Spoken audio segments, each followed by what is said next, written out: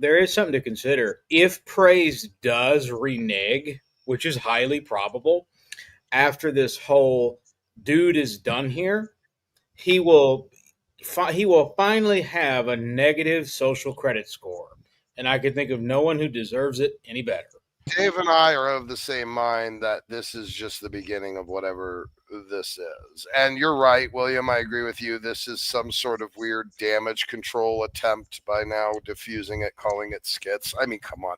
Praise has never performed this well in his entire fucking life. By the way, in terms of, I do want to say this and get the whole skit thing out of the way and diffuse because it isn't. And we all kind of know that because here's the thing that led up to this, that many hour long, all night long drunken super ranting fest of embarrassing bullshit, that was not a skit.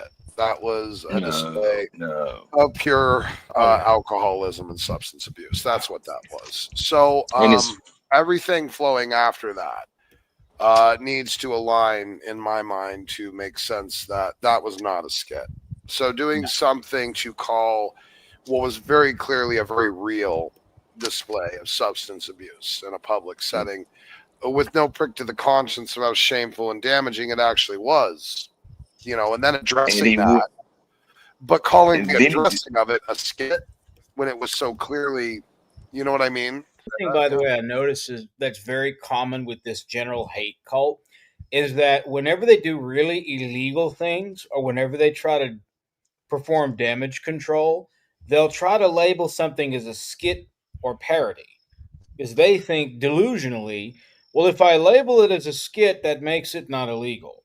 Or if I label it as parody, I can get away with it. You see what I'm saying? The point is, in their delusion, they think that by labeling something as parody or satire, that they can get around it. But that clearly was not a praise skit.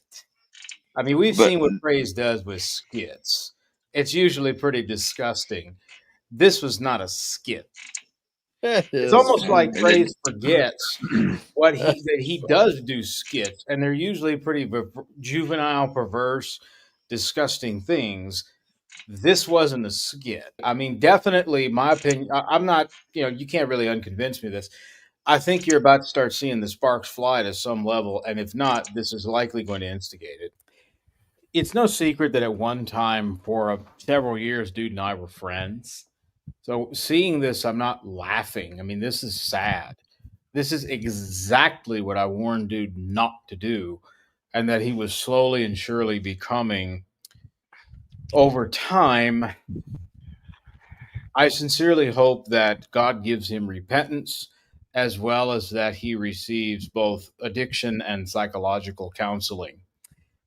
As far as praise, though, I mean, doesn't really surprise me what he's doing. It's praise. Do you even need to say anything to that respect? But I don't know if y'all noticed, he's even considering booting Kimberly, his sister. He's never seriously said that. So something must be going on. What's the phrase that we like to use around here? Behold the cautionary tale. Another thing I want to point to, which kind of stuck out in my mind, the fact that it turned into something cataclysmic. You remember that Praise had mentioned there was a private conversation, and the byproduct of that private conversation was the stream that Praise was doing, which is a public, letting everyone know what was going on. So clearly, what I think that means is that there was no real reconciliation between Praise and Dude in terms of what was said.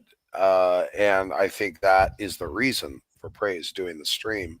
And I think the fact that Praise is talking about being mentally unwell or kind of like unreachable or something like that leads me to believe that even Olive is not able to reach him. Good observation.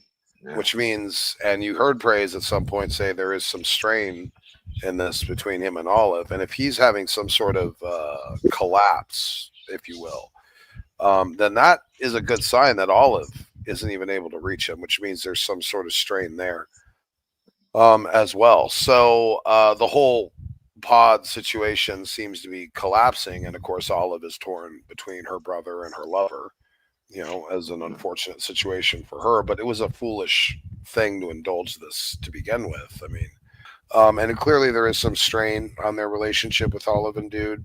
Not clearly a real marriage, but we all kind of know this, and maybe that's for the best. I do not think there is anything positive about the idea of Olive bringing this man into her child's life, even if the kid is, I don't know, 18, 19, early 20s, even. He would still have to deal with them if he's in his mom's life.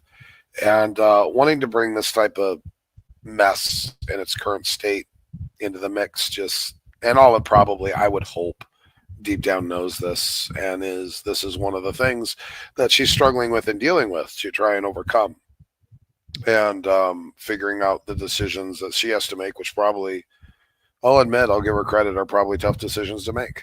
you know I mean, this is a really sticky, unfortunate situation that she's put in the middle of, and I guess we'll just see how it shakes out. For your contribution.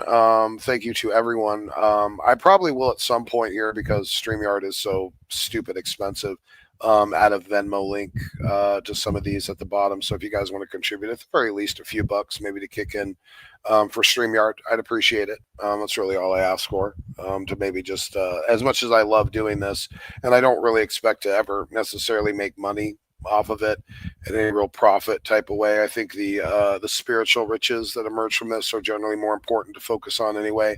But if it could at least not, cost me money, if it could not, be a financial net loss, that would be good, at least in some ways. So you're right. I'm just going to get my Satan bowl out and I'm going to start resonating.